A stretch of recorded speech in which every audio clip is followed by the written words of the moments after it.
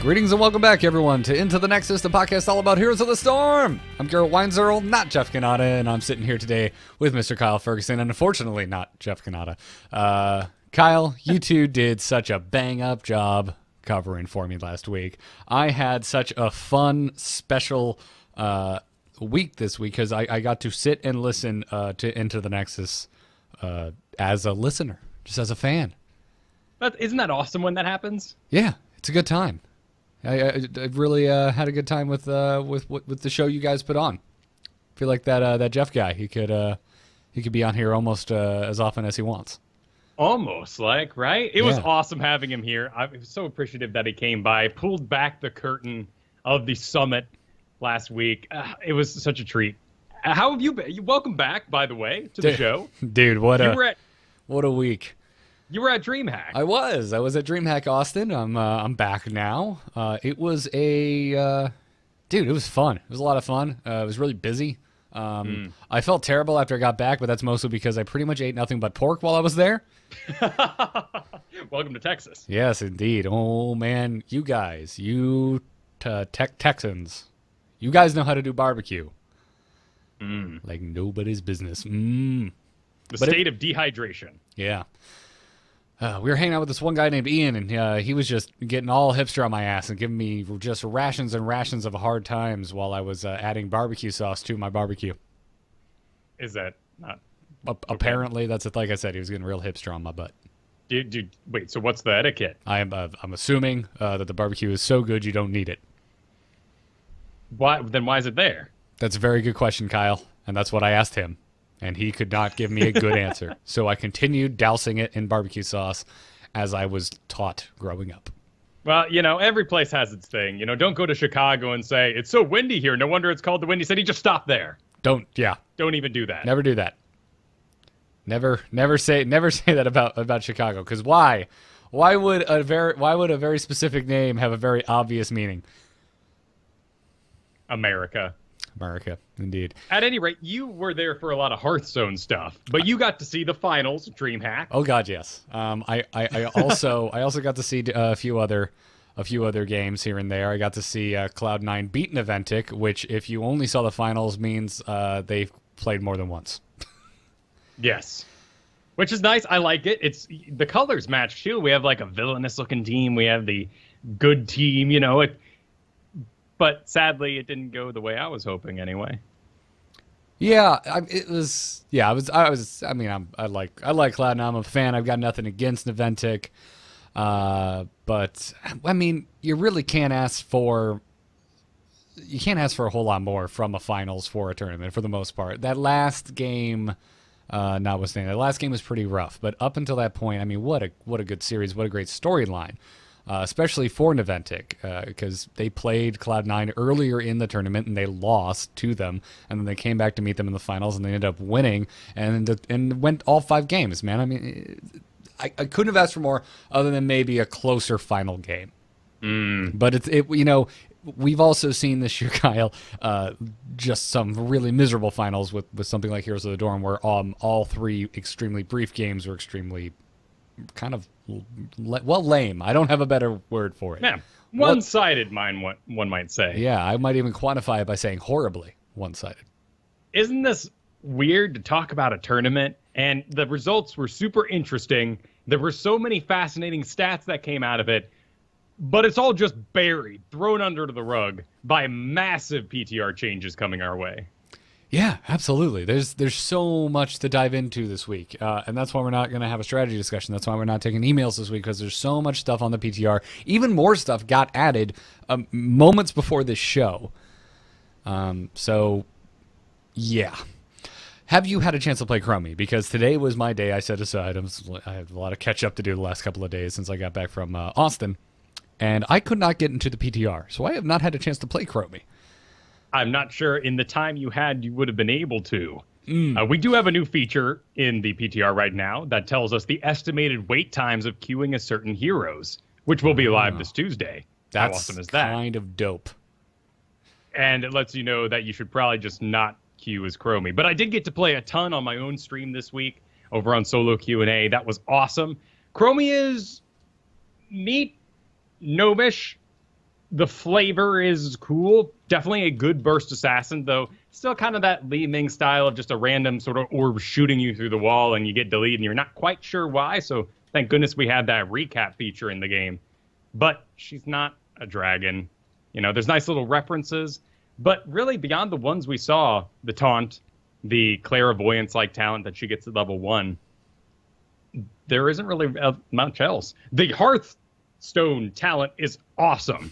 Reduces the cast time of your hearthing by 75%, and you can do it while rooted and taking damage. Wow. And that is an awesome effect. She just, woo, with these wings, and flies back. Suddenly, she's back at the well. I mean, I have to say, overall, I'm really excited about Chromie. It seems like she's really well themed, as a master of time. I think it's been really clever the way that they've been messing with a lot of her talents and the way they've kind of built her kit. I will say, man, I am so supremely disappointed she does not have a dragon form.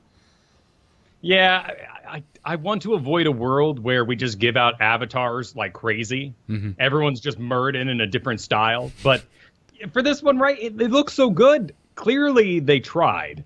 Why would that taunt animation be there? Why would that sandblast look so darn good with the dragon flying off if there wasn't some sort of experiment done with her being an actual dragon at some point? I'm going to disagree with you there. And yeah. I have evidence, Kyle. I have evidence. I was not here to get to talk about the announcement of finally a revamped rank mode in Season 1.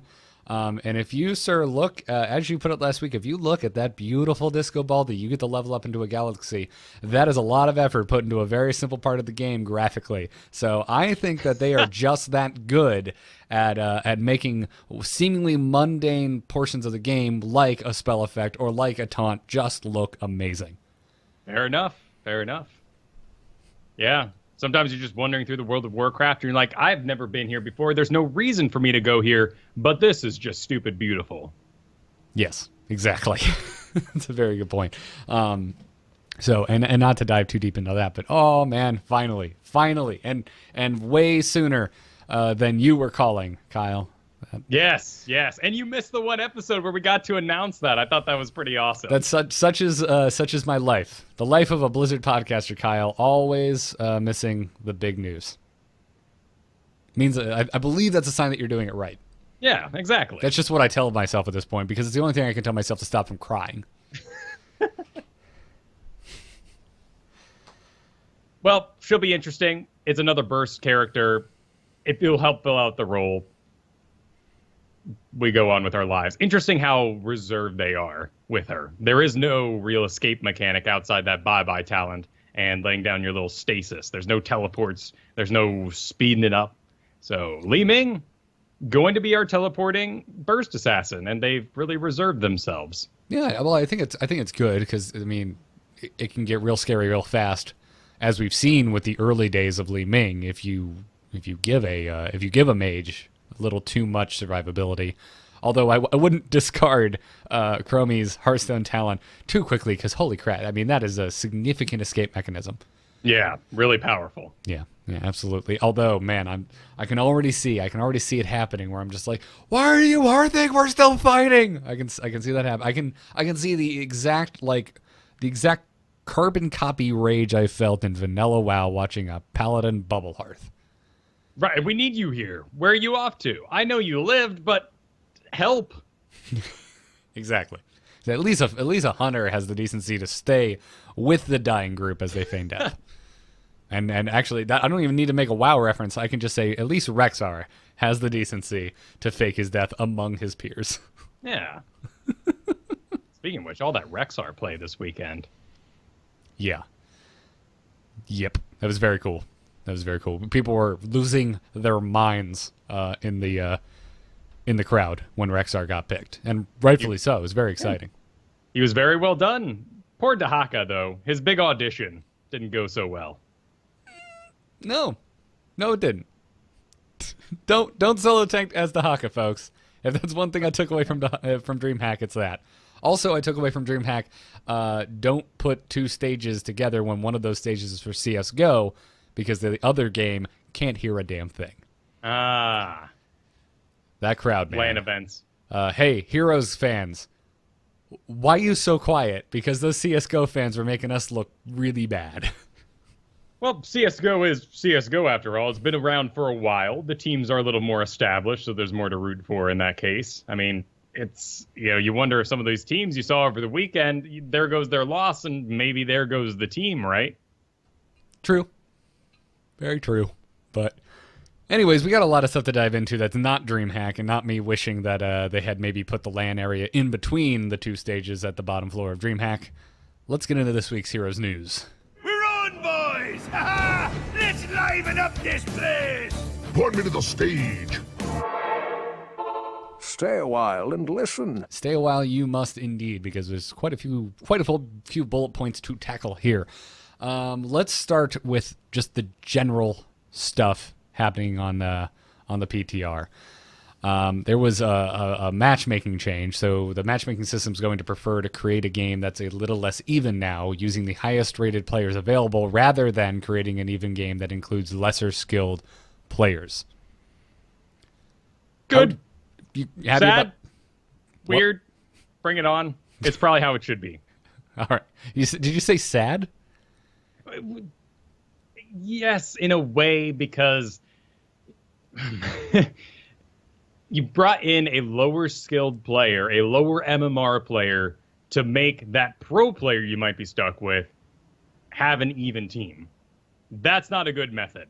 Now what's going to happen is that the pro player team, when you get into a Hero League, and there just happens to be that one name you recognize, is just going to be slightly more powerful than the other team. But this is the best of the two evils. I'm down with it. Hopefully also not as long queues. That would be nice. Yeah. It would be very nice. Also on the PTR, Nazebo, dude, I'm going to just credit this to us. Into the Nexus gets results. Nazebo's price has been reduced. He's now going to cost you $650 or 4,000 gold. I think maybe we did, right? Maybe they looked at that and they're like, is that right? Is that real? Kind of like when they upped Tychus attack range. Just something that kind of slipped through the cracks, and they're going, yeah, it's been a year since Kael'thas came out. Actually, today, a year ago is when Kael'thas came out. Yep. What's with Nazebo? Yep, I don't know. Nova also got a price cut, but I'm not nearly as excited about that as I am Nazebo. Sure, she's going down to 7,000 too, so still pretty expensive. Yeah. And I think you do need that little bit of a wall to just stop the spam of Novas. Absolutely. But I'm much more excited about your average player having access to Nazebo. I think it's a good hero to have in your stable, your hero garage, if you will. Oh, he's fantastic. Yeah. Shall we move into questing talents? Yes, that is a loaded statement. Yes. Just- So there's an entire section in these PTR notes reserved for questing talents, because many talents that previously did not have a questing reward now do. And first up is Seasoned Marksman. So the way Seasoned Marksman will now work is it will increase your attack damage by 0.2 for each enemy minion killed nearby, and 0.5 for each hero tagged down, up to a maximum of 40. Significantly different from how it used to work. The scary, weird, and bizarre thing about these questing talents is that they all have caps for the most part now. Seasoned Marksman caps out at 40. When you reach that maximum, you do get the bonus attack damage. You do get a big old reward at the end of it. And some of these are unique abilities that you can activate in the background. On Regeneration Master, you can only go up to 30 stacks. But when you get 30, you get 500 bonus health. Nice. But at the same time, what about those people who are just amazing at getting these regeneration globes? People who farm 2 lanes and their team was up for that. This is actually kind of a weird sort of nerf for them. It is. It's bizarre. That's the way I've been kind of wrapping my head around it. I like that for the most part. A lot of the ones that we're looking at here, Seasoned Marksman, Regeneration Master, Conjurer's Pursuit, which is getting a change where after getting 25 regeneration globes, it increases your maximum mana by 100. I like that all 3 of those quests they seem very attainable.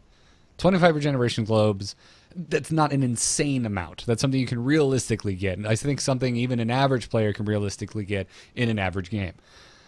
Same thing for 30 globes for Regeneration Master. And it's a little, you got to do some math on Seasoned Marksman, but at 0.2 for each enemy minion killed, if you're just doing minions, that's 200 minions dying near you. Now, if there are any heroes dying along that way, it's severely speeding up the process for you to get to that reward of once you hit the 40 top, like, maximum bonus attacks damage, Seasoned Marksman can now be activated. All of a sudden, you get an active button that increases your attack speed by 30% for 3 seconds on a 1 minute cooldown. Important to note that Berserk, a bizarre but relevant talent for some auto attackers, Zeratul Raynor, has been removed. So you can't stack these together. They're part of Seasoned Marksman. That's awesome. Yeah. But let's take a look at someone like Leoric, who had his reanimation talent, the one everyone picks if they still play Leoric, sadly at the moment. This only goes up to 30 regeneration globes. But you will get respawn 10 seconds faster when you complete that quest.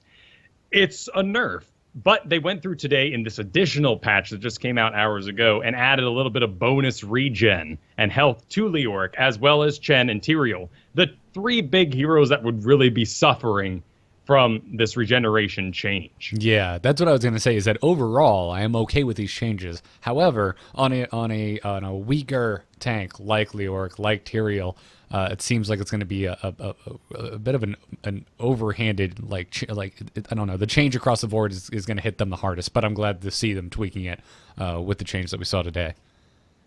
Yeah, we got Rexar. He's got one. Both Misha and Rexar get 30 globes, and they get 600 bonus health. That's only Rexar who gets that bonus health. Yeah, I was about to say, only Rexar, which is an oversight because he's not the hero. True. The pet. Rexar the pet gets a little bit of bonus health, and 600 is nothing to scoff at. Stitch's quest is rather scary. Upon completion, he gets 900 bonus health and increases his movement speed by 10%. Yeah. Very cool stuff. I like this. And then finally, Arthas, which I appreciate you saving for me, Kyle. Well, you're welcome. Yeah, the Eternal Hunger talent has been reworked, so it now has it's now a full-blown questing talent. Using Frostborn Hunger on an enemy hero permanently increases the mana it restores by 4 up to a maximum of 40. When you hit that 40, you get a reward that reads, after hitting 10 heroes with Frostborn Hungers, its damage bonus is increased to 125%. I dig it.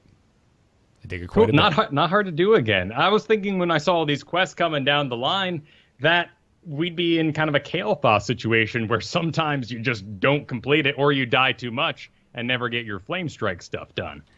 I think that's a good balance for a damage character, but the rest of these all seem very attainable. Yeah, this Arthas one seems extremely easy to do. It's so up to a maximum of 40, you get 4 each time. That's 10 hits on a hero. Yeah. You might be able to get that, depending on what you're laning against, by the second tribute. Yeah, absolutely. So I'm overall pretty excited. But how are you feeling about all these questing talents overall? I know you still play quite a bit of Leoric. Are you worried about it?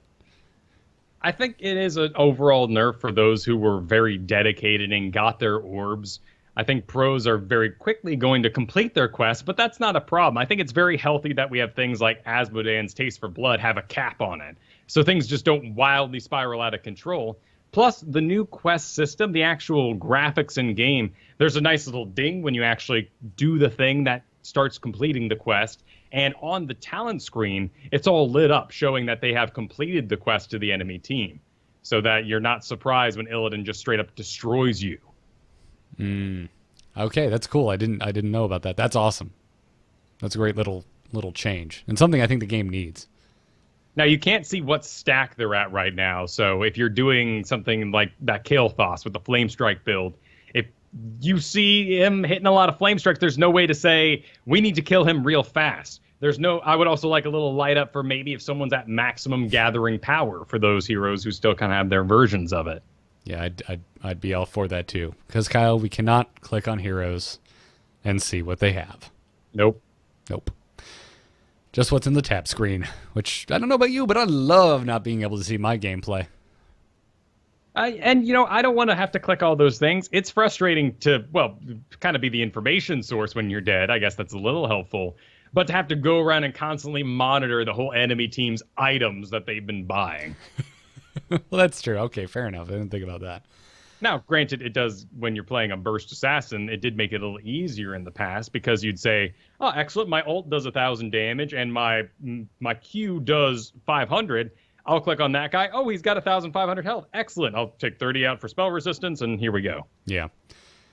Well, let's move on then and talk about some of the general talents that have been reworked.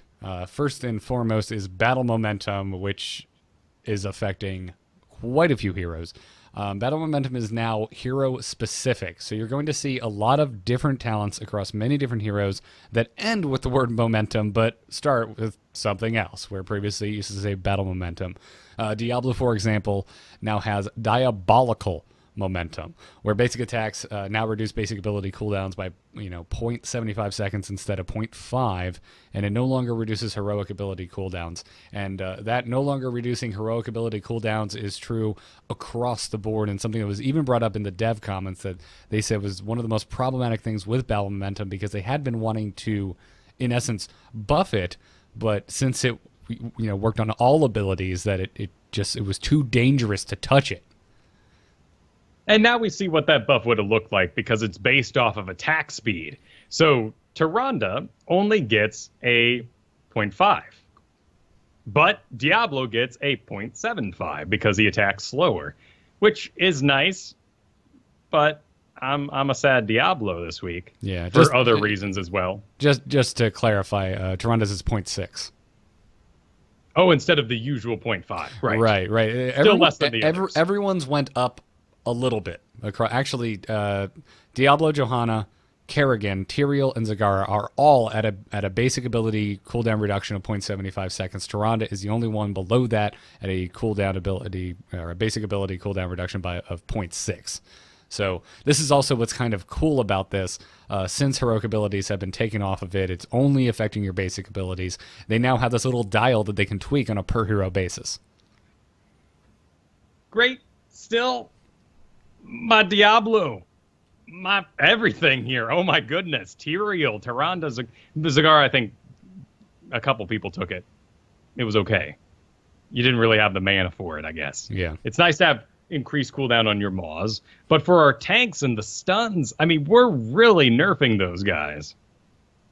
Kerrigan feels like someone, at least in her modern form, that really has to have all her talents stacked together and the Maelstrom ready to roll in order to engage. That's going to take longer now. Yeah, I'm sorry. I love a sentence that starts off with wrong, and I usually ignore jerks like that, but we are incorrect. Johanna is still at a 0.5. Cool. By the way, guys, starting a sentence with wrong makes you sound like a douche. Right. So and are also in that camp, so we can throw that out there as well. Yep. Thank you, but you're a jerk. Executioner has been reworked. It increases basic attack damage by 30% for 3 seconds after hitting a stunned, slowed, or rooted target with a basic attack. And then using basic attacks against a slowed, rooted, or stunned target during this time will refresh the buff duration. So, big old buff to Executioner.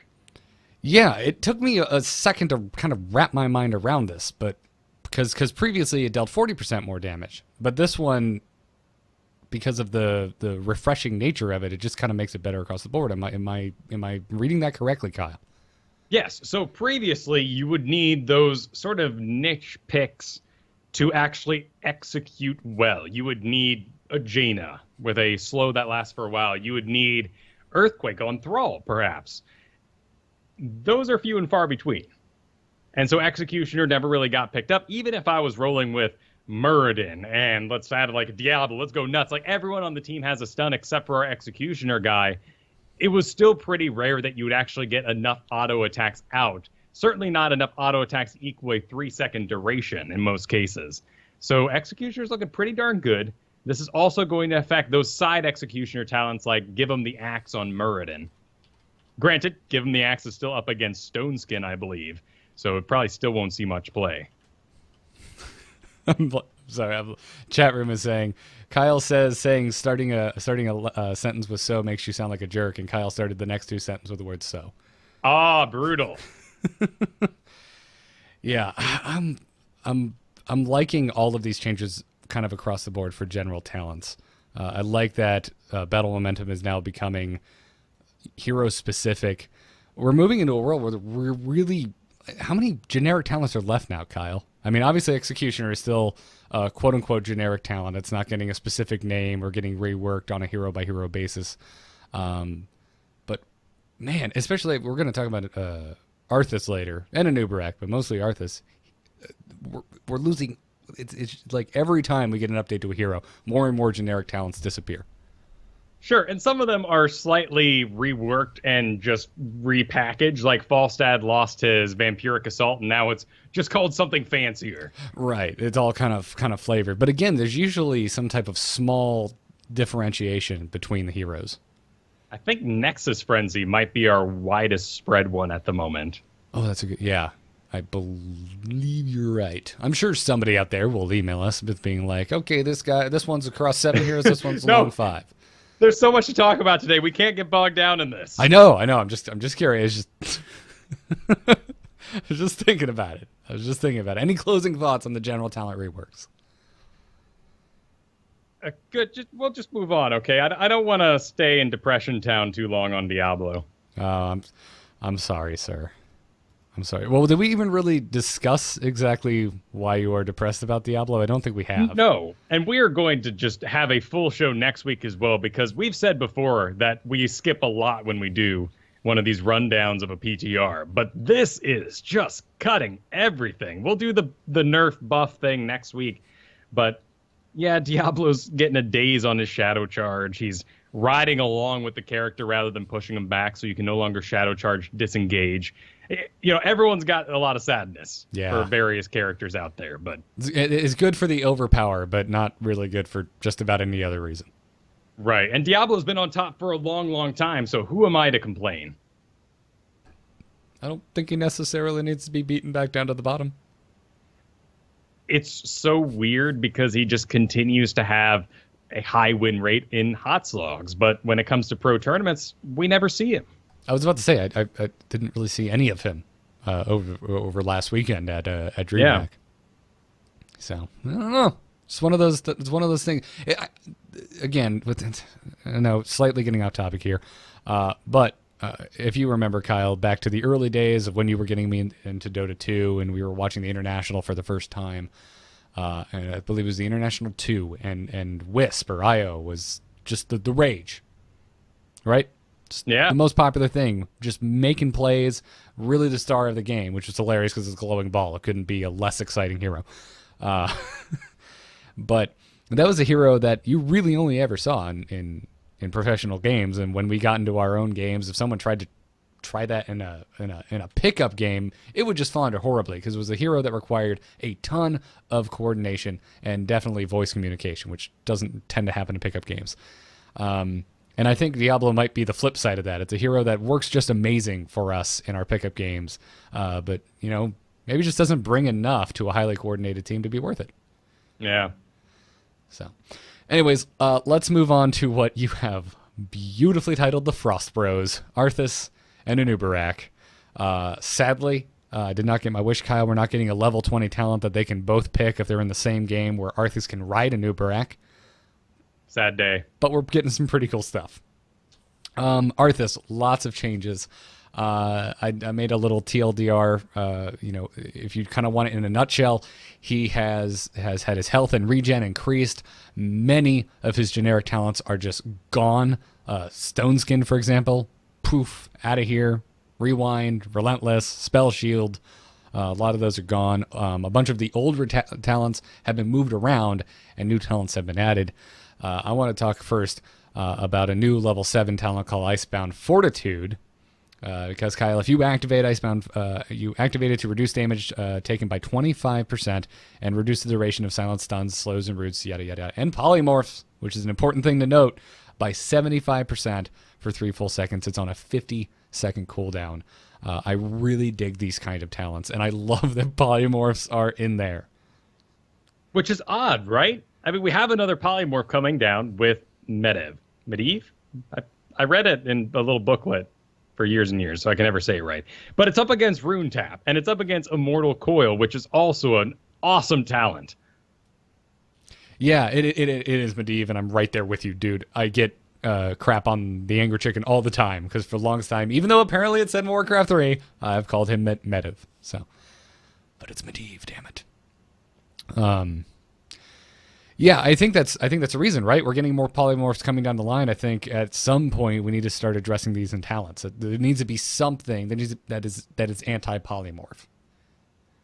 And if Arthas can be that guy, more flavor to him. Absolutely. Are you going to turn the Lich King into a sheep?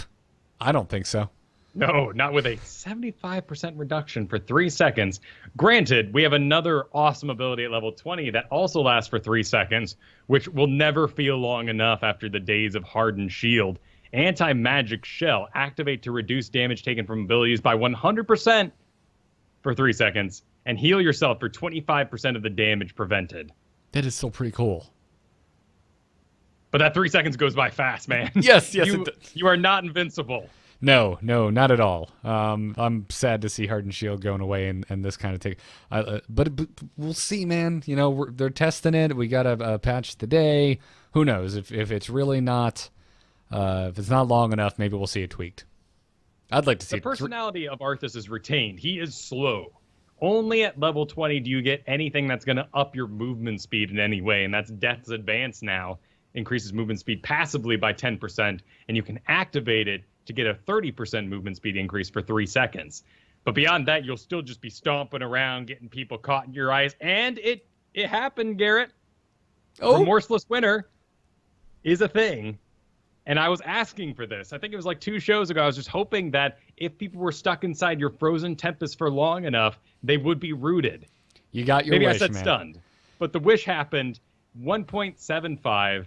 And it can only happen at once every 10 seconds, so it does go away. You don't just continually get stuck in there, which would be completely frustrating. It'd be so cool, though.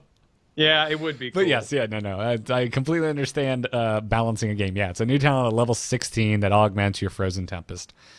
So freaking cool. And, dude, I read this, like, at Daniel, who I was staying at Daniel's place for DreamHack. I read this on my phone, in the morning, just like with my cup of joe, and I was just like, "Oh my god, I can feel Kyle dancing from Seattle." It's pretty awesome, but I gotta go with just the Death Coil talent build here. There are a number of options. There is auto attack, Frozen Tempest, Arthas, where you are going to slow people down and just keep on wailing on them, completing your quest, doing more damage, getting more mana back. But when you combine the level 7 talent that allows you to, when you hit a hero with Death Coil, get 100% additional healing from it, and then combine that with your level 16, which 10% of the damage you have taken in life deals more damage. So if you're missing life, you do more damage with it, you get a bigger heal. Yesterday, when I was trying this out, it was at 20%. They nerfed it as of today, but I was still getting a good over 1,000 heal off of this guy. Yeah, that's so obviously no surprise there that it was reined in.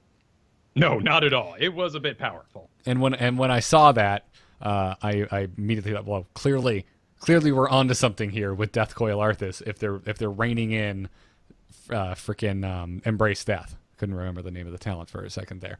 But yeah, Kyle, do you remember, Kyle, way back in the early days of Into the Nexus when I was all about Arthas all the time? Do you remember the joy in my voice as I explained to you some game where I intentionally stood it was Dragonshire, and I was fighting at the bottom shrine against a Nova, which is strange, but we had alts, and I intentionally stood in the Nova's alt so that it would beef up the power of my Mortal Coil or Death Coil, and I just one-shot her with my Death Coil. And with Arthas's lack of any movement speed, you will just be standing in whatever is thrown at you. Yes, so it kind of happens by design of the character. Yeah, it's a really awesome build, and I look forward to it. I think Arthas has a very real place as, maybe on a team that could just use a little bit of snag to land those skill shots. But we'll see. I'm honestly surprised Arthas never really caught on in the wake of Li Ming, a character that had, you need to really work to land those skill shots. And with him getting this type of love, Boy, I'm hopeful, man. I'm hopeful. Arthas is looking mighty fine after these changes to me. I do have to say that Army of the Dead has not been enhanced enough. I think that there's still just too much collateral damage happening all the time, whether it's like, inflaming things or just arcane orbs. Those ghouls just die, and maybe they absorb damage you wouldn't have taken. But the winning power of Summon Syndragosa, which now disables non-heroic enemies for 20 seconds instead of 10, and structures, is just too powerful. Yeah. I'm not sure what you do. I think if the issue is them dying, I think the ghouls' health just need to be increased. Now, they did increase the amount that the ghouls heal you when you consume them, which just seems nuts to me, because that was, from day one, was one of the things I always enjoyed about it. I was just this unstoppable killing machine, or unkillable machine. But, yeah, you're right. I mean, if you're playing in any team environment, you're going with Syndragosa. Now, if you do happen to be against that team that has nothing but single target abilities, lucky you. Go Army of the Dead and have a great time. But there's still, even so, I'm thinking of like Raynor. You're up against Raynor and a team of 5 Raynors just for the sake of it. They can still penetrating round. Valas can still use their multi-shot. Something's going to kill that Army of the Dead. Yeah. I don't know, man. I'd like to see it get a little more love as well. I mean, Arthas is a hero who just hasn't been seeing a whole lot of play. And we have seen them address heroics in the past that haven't seen a big pick rate. So let's just try not to get ahead of myself for the first time in the history of me being on a podcast talking about a game, and every time I see something awesome going, yeah, this is great. You know what else I want, damn it? So let the patch come out. Let Arthas actually see some play, and let's collect some stats. And the happy news is he's great. He feels so much better. The personality is Lich King enough now, and much like our Novas, will probably be sitting on this particular build of Arthas if it doesn't work out for a good 3 months. So I'm happy to report that it's looking real good. I'm happy with it. How are you feeling about Anub'arak, man? He also got increased health and regen. A bunch of his generic talents were removed. A bunch of existing talents got reworked, and hardened carapace, really got worked on. Yeah. Anub'arak will no longer have the Beetle build. I don't think there's really a situation where you'll be able to bring that out again. It did get buffed a little bit of damage. There's a new talent in here to help you spawn a couple more beetles if you can wail on heroes exactly. But in the end, it's a bygone era. But Anub'arak as the anti-mage tank, that is good. It is real good. And bringing this out at the same time as Chromie is just rather fantastic. Dampen magic at level 1. Upon taking ability damage, reduce that damage and further ability damage taken by 50% for 1.5 seconds. This triggers every 8 seconds. So it doesn't last long enough to just protect you from an entire dot off of a living bomb. But an arcane orb to the face, 50% reduced damage. Yeah, that's pretty fantastic. Then you go on to combo that with your level 7 talent that allows you, when your shield is active, every incoming ability reduces the cooldown by 0.75 up to 3 seconds. Doesn't sound like much on paper, but Hardened Carapace got its mana reduced, its shield increased, and its cooldown decreased. So you're casting this thing about every 4 seconds, just over and over, the surprise hell with that reduced damage you're taking in the first place, so you can actually absorb that many abilities. It is awesome. You are just marauding through the enemy team like the old days without the damage to support it, right? We still have the same exact Locust Swarm that's not going to heal you up to full. Cocoon is still a great choice if you have someone on the enemy team who you can isolate. If you really want to put, that Illidan in there, that Malfurion with his Tranquility, that Lily Cups. Otherwise, I think you're okay to go Locust Swarm if you can't identify that one Cho'Gall-like guy. Right, because with a lot of tanks, they kind of come in relatively stun light, and then you take your heroic to be your kind of stun engage, whatever it may be. In the case of Arthas, it's not a stun, but it's this massive root with Syndragosa and a slow. But with Anub'arak, he comes out of the box with enough stuns, with enough ways to kind of engage. So I don't think Locust Swarm is bad either. However, Kyle, are you enticed enough by Cryptweave now to take it? Because it now functions that channeling now occurs automatically while Anub'arak is near his cocoon target. Heck no. I've got Hardened Shield right there. I've got Rewind. Oh, yo, you still have Hardened Shield. Yeah, tell me about it, Kyle. Tell me about it. It's real nice, Is it nice? Yeah. That's the one thing. I'm looking at Arthas is level 20. Good. And I'm just like, I guess I'm going Death's Advance because that's what I take as a Death Knight in World of Warcraft. Well, and the cocoon can always be targeted. So if you do increase the duration, it might still be killed if it's not going well for you. Either way, you're locking down someone for 12 seconds instead of 8 seconds. I think in 8 seconds in a MOBA, you should have been able to get done what you needed to. Otherwise, there's something fundamentally at level 20 wrong in the background. That's a very good point, Kyle. There's also Epicenter, which got changed around a lot, increased burrow charge impact area by 85% and lowers the cooldown by 4 seconds for every enemy hero hit. Awesome. You hit yourself 4 heroes, you got a free burrow charge out. Well, instant burrow charge out. Still costs you the mana. Good luck. Good luck hitting four heroes. But hey, that 85% impact area increase will help you with that goal. It does help a lot. Yeah, that is supremely cool. Either way, if you just get 2, you're sitting pretty. Right. You're going to get yourself out of there. Absolutely.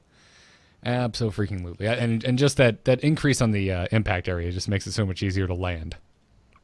So I think that's also a kind of a new Anub'arak player friendly talent to take as well. Having issues landing those burrow charges, go ahead and take Epicenter. It is a bummer to see, another hero isolated into maybe a more exact role like Arthas as the giant killer hero, who doesn't see a lot of play right now. There will always be burst in this game, the way everyone's drafting, at least in America, in my own hero league. There is always a fight for the bursts. So Anub'arak should have a very real place, but he won't be generally as good as maybe some of our others. Yeah. Well, let's move on and talk about the crowd control update, which went live on the PTR, I want to say, just about an hour before we went live here? Yes. I believe I was stuffing my face full of some chicken and rice when I got the text from you that you were adding it to the notes. Ooh, how healthy of you. Oh, no. I wasn't done. There was like some Chipotle and cheese in there. Oh, yeah, you ruined it with cheese. Yeah. Well, made it better, for sure. But... Oh, there was no ruining other than my digestive tract. But let's talk about the crowd control update. So this went live on the PTR. This is not in the live game, but very likely will be going live next week.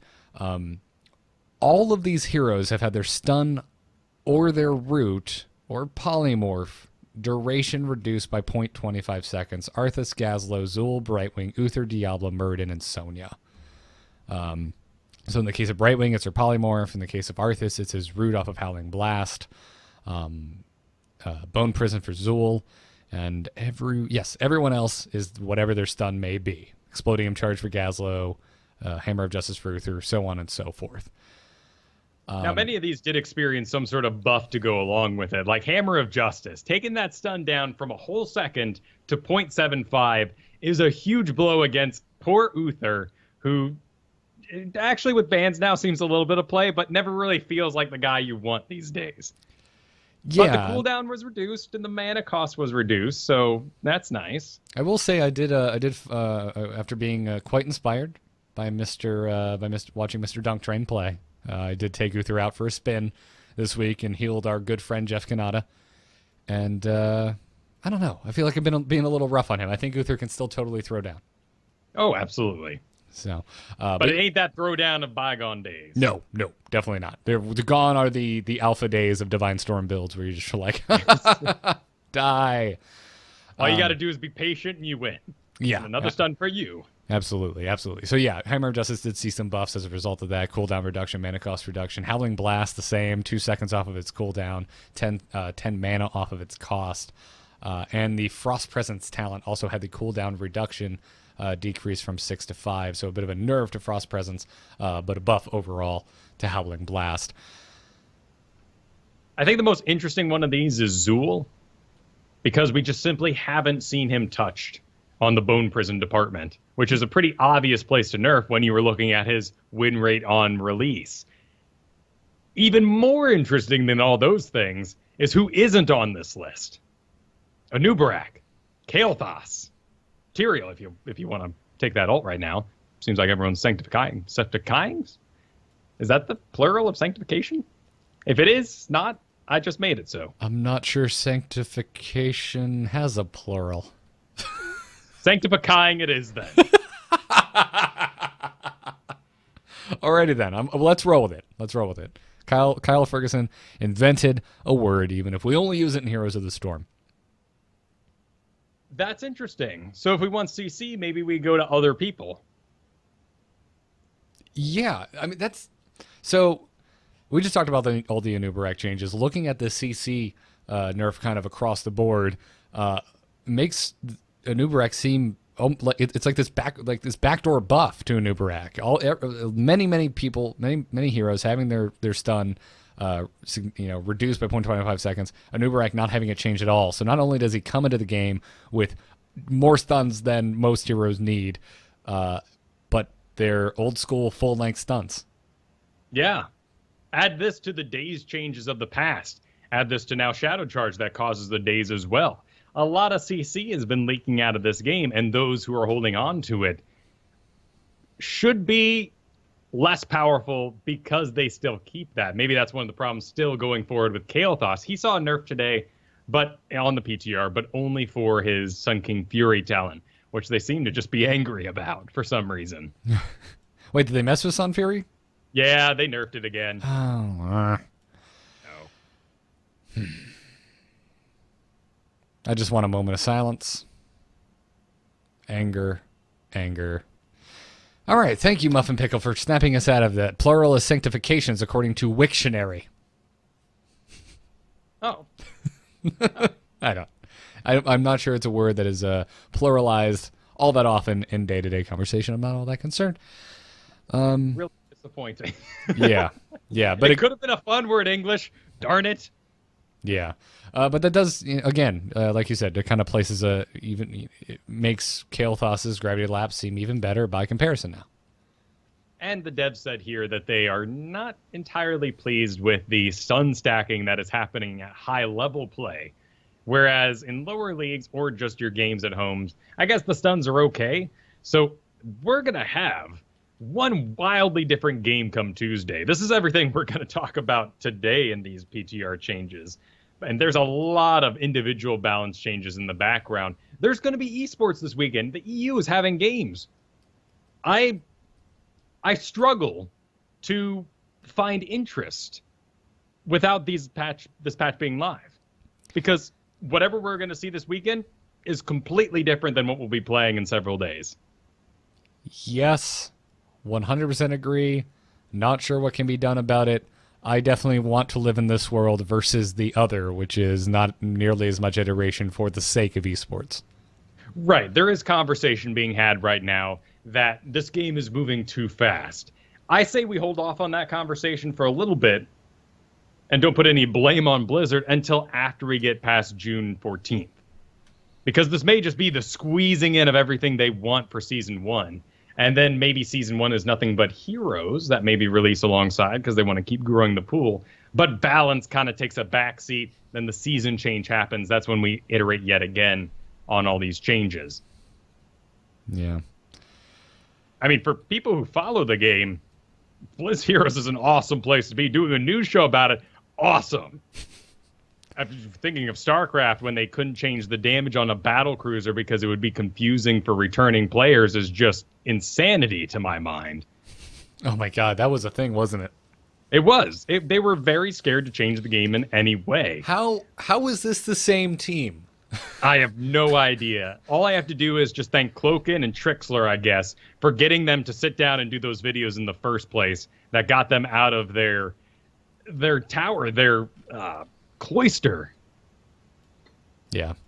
I do not know, man, but there were so many changes. There's a lot of stuff in this PTR to cover. There's a reason we're not going hero by hero talking about the balance changes, which is the exact reason I didn't know about the changes to Sun King's Fury. I did read quite a few of the heroes changes, but I skimmed over Kael'thas thinking, They couldn't really. They're not going to do that again, would they? No, they're not going to mess with Kale again. But they did. Yep, and he's still really good, and I don't think that'll be knocking him down too much. I hope not. I certainly hope not. I don't want a Kael'thas-less world again. I did not like that. So the bizarre many thing about things. so many of these changes is the tanking. And will Anub'arak and Arthas rise to the top, and what happens to everyone else who's experiencing battle momentum nerfs and maybe getting a little health in return, particularly getting those ultimates taken away? I mean, I can lament Diablo all day, but what about Blessed Shield on Johanna? We're going to see like 30% less shields per game.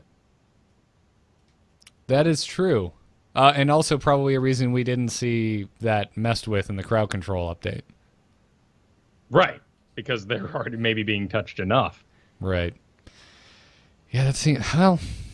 And then you have Chromie, who might be taking bye-bye as her main talent later on to Hearth out. Is that stun long enough? Can we continue to balance heroes based on their health if we can't lock them down long enough with CC? I mean, will Tracer, who has fallen quite a bit since her little nerf, is she going to rise back up because we have less stun to hold her down and she can hit that recall button that much sooner? Yeah. And how do you... I wasn't even here for that. How do you... real quick, how do you feel about the Tracer changes? Because personally, I'm stoked as hell that I'm actually killing her. Yeah, I think it's good. Balancing a character off health is really tough. She fell 8% this week. So she is definitely in that bottom half by far and continues to experience the majority of the bans in game, which is strange. Granted, we're still in this burst meta, so she runs circles around skill shot characters. Maybe that's what's going on. And I still think that... I think that's fine. It seems typical to me that it's a new hero. Folks still haven't quite... I feel like the majority of folks still haven't quite learned how to counterplay her. Yeah. So instead of doing that, why not ban her? You also have this interesting result of the bans, and particularly these repeat bans we see in the meta, of people just not being experienced at the hero when it finally is available. Illidan, Tracer, Li Ming, like all these guys have continued to fall because they're top bans, and you never practice them in Hero League, so you're not good when you actually get them. I've been... that's the reason I've been forcing myself this week, not only to play quick match, but to play Li Ming. Because I felt it's a hero that I really do need to have kind of in my tool belt, and I have had 0 chances to play her in Hero League in recent memory. And I spent my whole weekend just, like, I don't know what came over me, but I just fell in love with Greymane all of a sudden. And it's because of the current meta. People are very aware of getting their stuns out. They know they want they know they want a support, they know they want a tank. But who's in control of anything in that case? If you already have great stuns and you already have a great tank and a great support, the guy who's really making the shot calls, at least in rank 1 right now, is the damage dealer. The guy who can actually delete with some damage.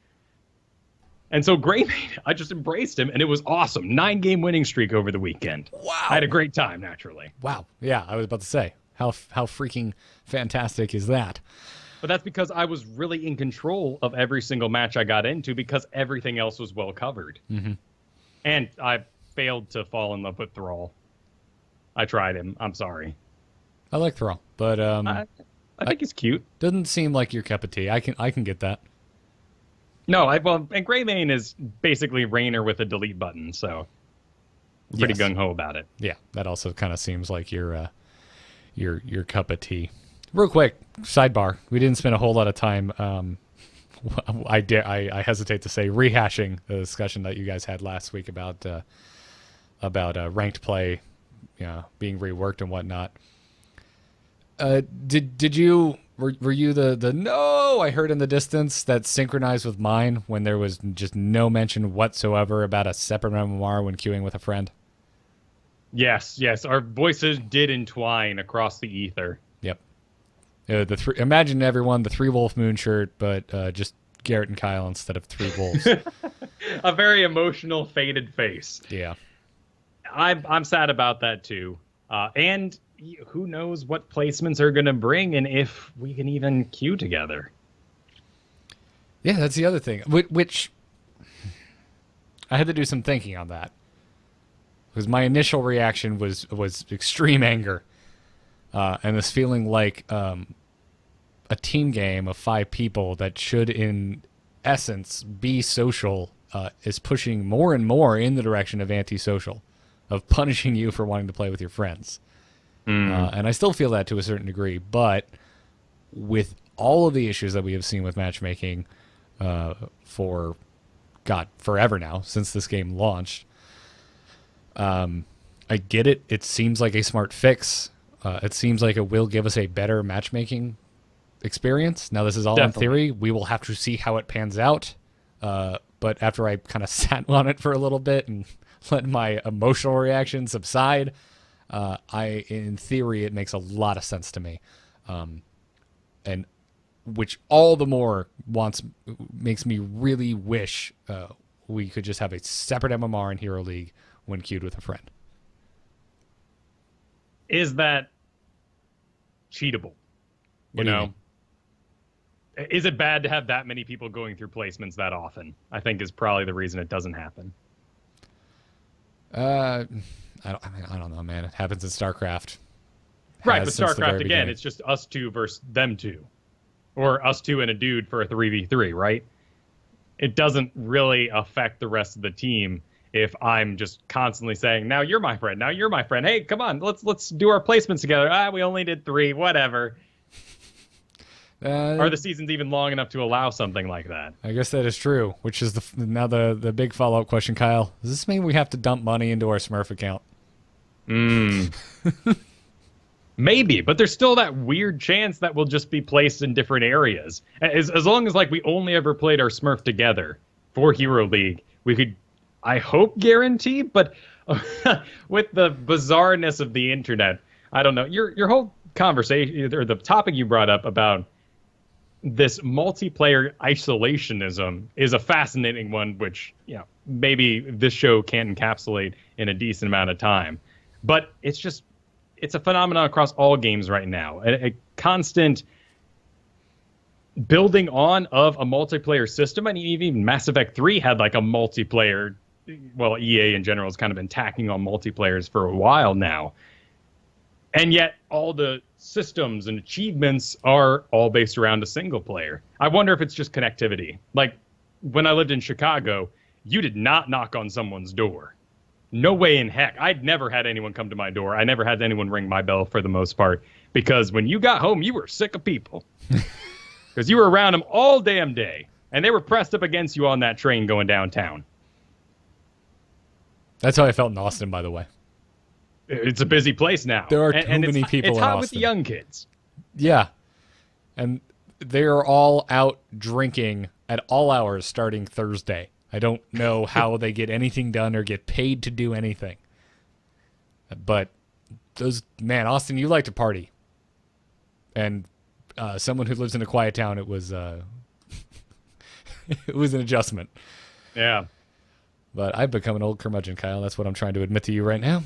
Yeah. Understandable. But I've gotten a little curmudgeon-y about downtimes. They've always been a bummer, but DreamHack. That was some long waits. Yes, it was. They also were. And I'm sure they had quite a few issues. Oh, and yeah, but I'm sure in person, where I can go, fix my meal and say, "Jesus, it's still not going yet," as I eat it. You're there in person. Yeah. It was a good experience being there in person, man. I highly recommend you coming next time if they do it again next year. I hope so. I hope they continue to come back to America. I do too. I just think maybe come to Florida next time. Just saying. Oh, but why not, Or maybe Seattle. Wouldn't be too bad. I prefer Florida. You know what? Just do Texas to make us both happy. Yeah, it's between us both. Yeah, absolutely. So I don't know, man, overall how I feel. I mean, I'm glad that there's an unranked draft mode, but I think I may just have to admit to myself that I am an edge case scenario, that I just really want a competitive experience with my buddy, and that maybe they will just never cater to us. I just want all pick. I want the game to start. Everyone's there. You pick, I pick, you pick, I pick. Well, for the teams anyway. And then we roll. I think that one of the things really holding back Quick Match in any regard, because frankly, I love it. I think it's really fun picking some of those oddball talents, picking up that first aid and then surviving barely out of it. Maybe even getting one of those vampiric assault kind of talents just to fill out a team. Raynor becomes main tank because he's the only one with a self-heal. Like, that's kind of a cool scenario. That's exactly what happened when I played with Jeff yesterday as Uther. We had no tank. Guess who was tanking?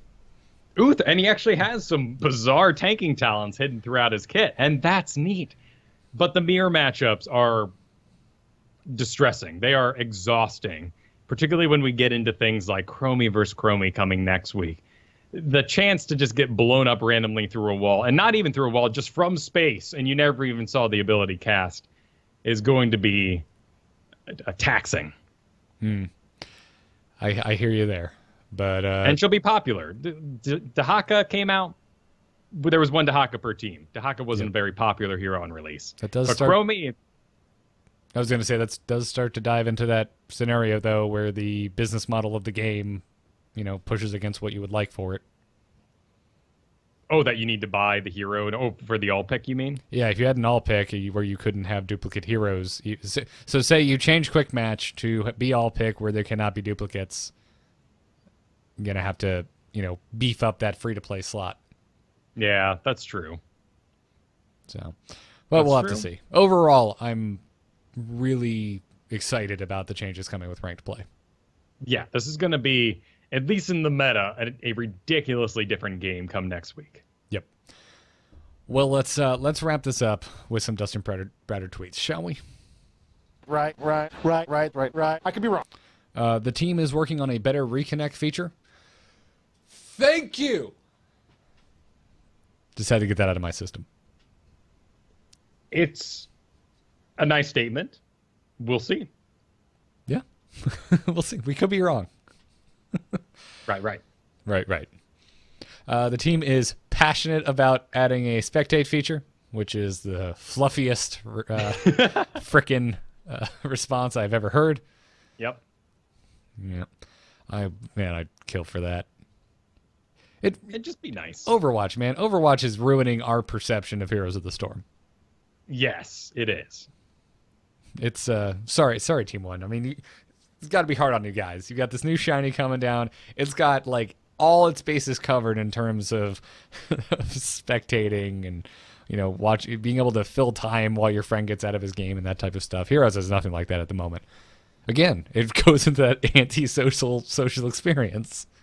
And I love being here for the ride. It has been an awesome time since release. Mm-hmm. I have greatly enjoyed all of my friends that have gotten into a MOBA because they got in on the game when it was only 30-some heroes, and they've learned along with it.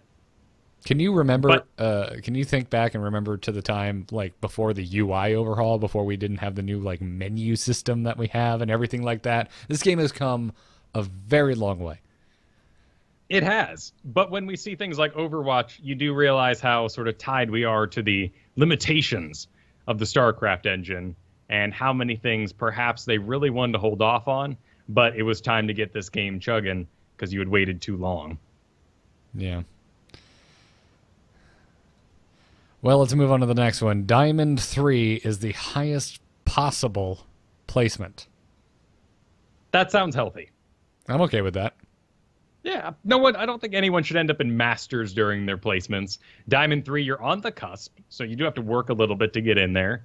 And I like that. I think we'll be surprised there. I'm glad it's this low because we have such a huge range in rank 1.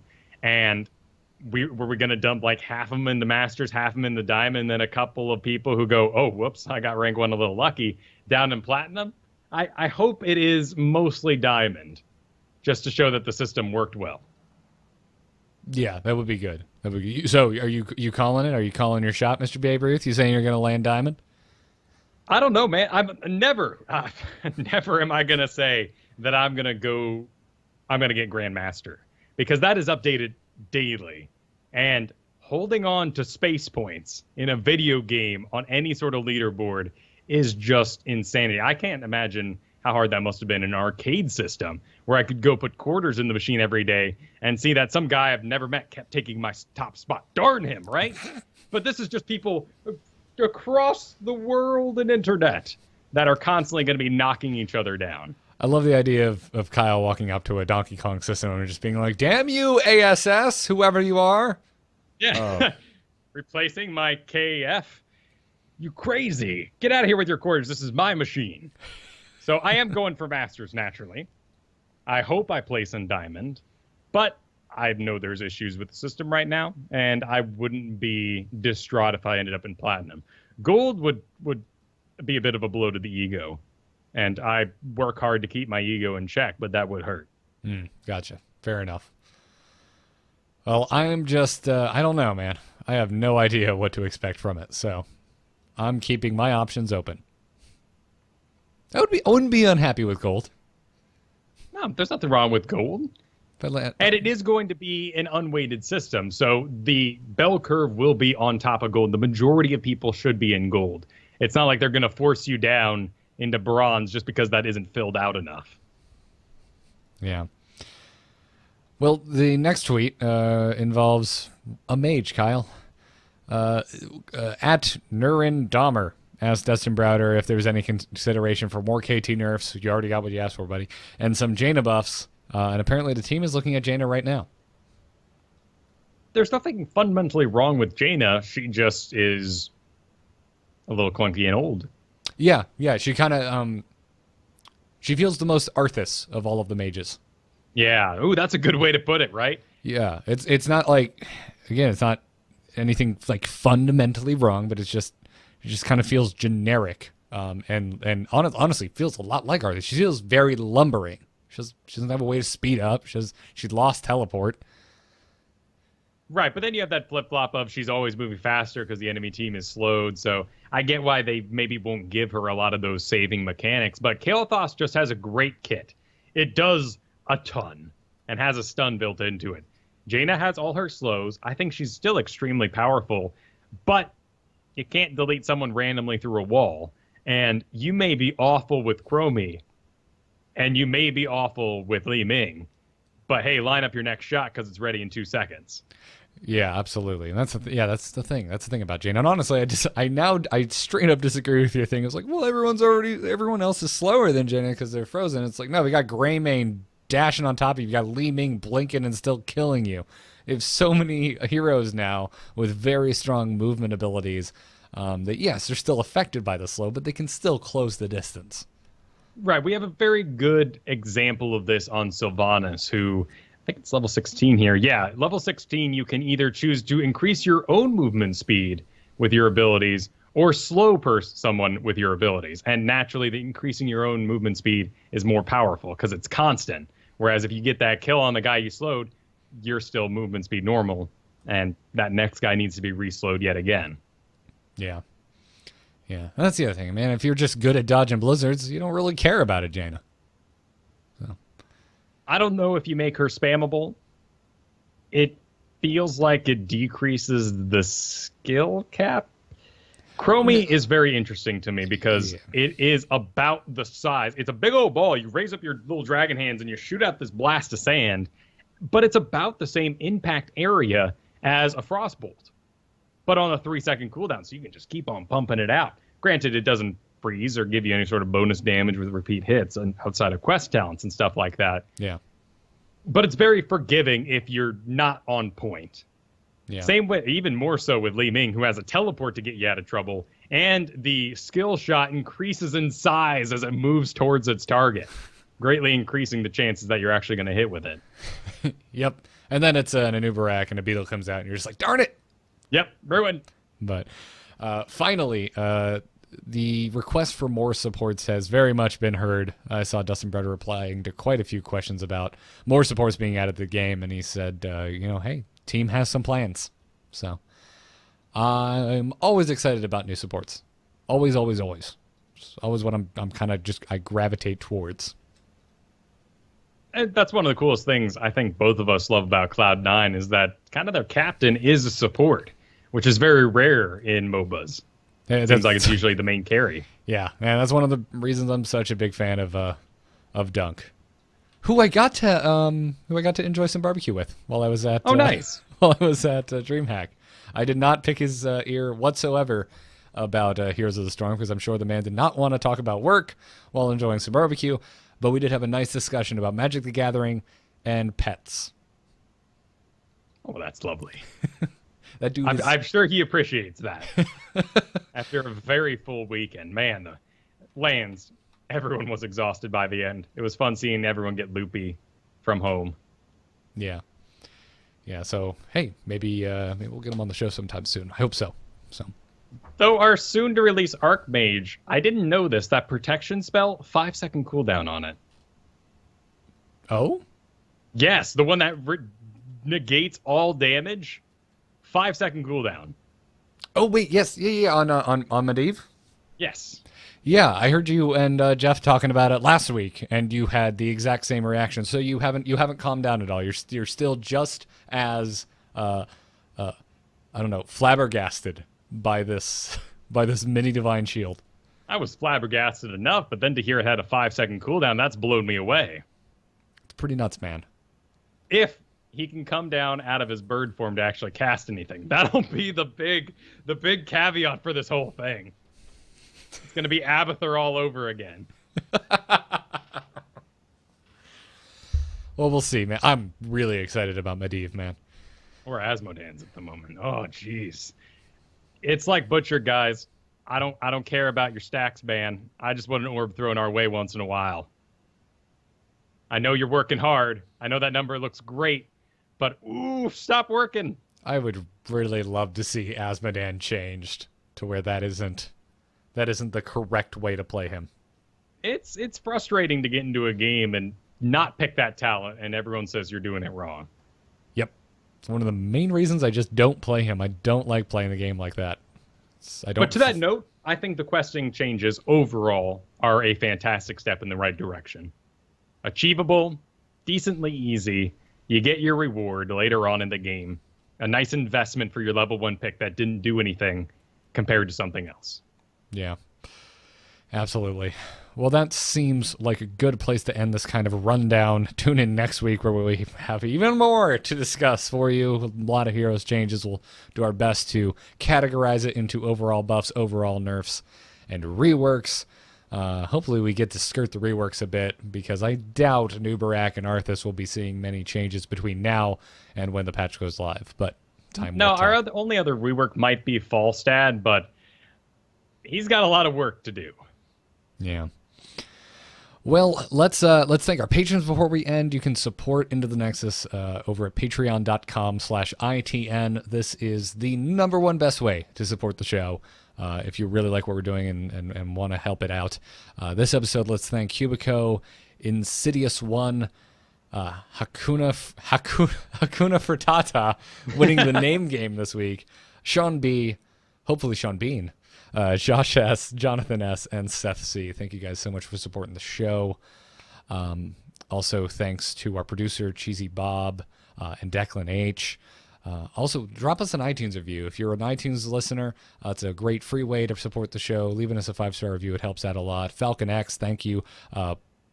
Primate DZ, Primates, I don't know, Primates, I'm going to say that, wrote a very funny review that I enjoyed that said the pairing of these consistently entertaining and informative, plus they have all the right opinions on licorice-flavored jelly beans. Good to hear. That is correct. They are disgusting and should be burned. Yes. Mm-hmm. Burn them now. Actually, just throw them away. I don't want to smell that burn. Oh, you know what? Oh. It's a good point. Yeah. It's a good point. Bury them deep. Very deep. Also, thank you to Slowby. Thank you guys for your 5-star reviews. Check us out on amove.tv, youtube.com/amovetv for all the past episodes and other shows. We'll be live every Thursday night at 8 p.m. Eastern right here on twitch.tv/amovetv or on alphageekmedia.com. You can follow us on Twitter at ITNcast. And a big fat thanks to BrianGriffithMusic.com for our intro and outro music. Kyle, where can folks find you? You can find me across the internet. Solo Q&A, let me point you to that this week, though, because I just did the video covering Chromie. I did a different one for Anub'arak and a different one for Arthas. So it's been a very busy week over at Solo Q&A. Check those out, youtube.com/c/Kyle Ferguson. Outside of that, if you missed some of the DreamHack talk in this episode, that is completely plowed over by everything on the PTR, check out my solo show, that's Solo QA, on iTunes, or whatever your podcaster of choice may be. We went over a lot of the stats from that particular engagement. And I forget always all the different things I do over the course of the week. But check out Heroes Radio. I was a guest on their previous episode. Awesome. Totally awesome. You can find me on Twitter at Garrett Art. Check out the Angry Chicken for Hearthstone, and I will be putting up a new Angry Nerd, my solo show, very soon. Check out the Angry Nerd on iTunes, on amove.tv, all those places. Check out doghouse.systems.com. Use the code ITN at checkout to get a free solid-state drive added on to your gaming rig, plus the regular drive that comes with it already. You can also use the code ITN over at tweakedaudio.com, where it'll get you 30% off and free shipping off of your entire order of noise-reducing earbuds, even if you live across the pond. So check them out. Thank you guys for listening. We will see you next week with a fresh new patch, should everything go according to plan. But until then, good luck and have fun. Take care. Frostmourne hungers. It does.